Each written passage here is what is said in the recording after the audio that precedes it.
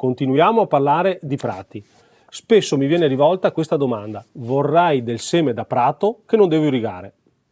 A questa domanda delle volte faccio fatica veramente a rispondere, ma proviamo a farcelo spiegare da Riccardo, che è uno dei massimi esperti in questo settore della ditta Geogreen.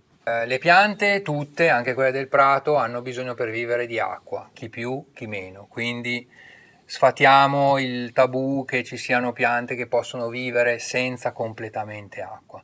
Però è altrettanto vero che l'acqua si può razionalizzare in un giardino. Io in tanti anni di esperienza ho visto quasi sempre dare molta, ma molta più acqua del necessario. Le malattie, le infestanti, il muschio, i ristagni, sono tutti figli del fatto che noi, avendo l'impianto di irrigazione, forse lo utilizziamo un po' troppo e un po' troppo male. Quindi, primo aspetto, razionalizzare con delle buone, indicazioni su quanto e come dare acqua ai nostri giardini. Sicuramente bisogna darne meno, questo è il primo aspetto fondamentale rispetto a quello che abbiamo sempre fatto.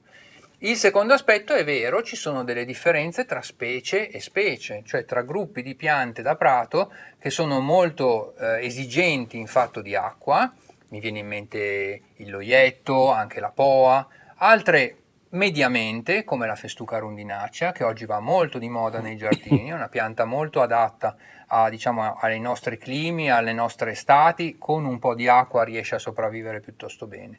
Per poi arrivare all'estremo, della gramigna, che oggi è una pianta molto utilizzata anche per fare giardini anche nel nord Italia, che ha bisogno veramente di molta meno acqua, meno della metà dell'acqua di quella che ha bisogno di un prato normale. Sì, però se non sbaglio la gramigna d'inverno diventa scura, cioè si ferma di vegetare, perde il suo colore, quindi le foglie come fosse un acero, perde le foglie, il prato praticamente non esiste più per poi riattivarsi più o meno verso fine aprile. Quindi se devo mettere sulla bilancia vantaggi e svantaggi, quello che a me sembra più comodo vado a prendere. Bravissimo.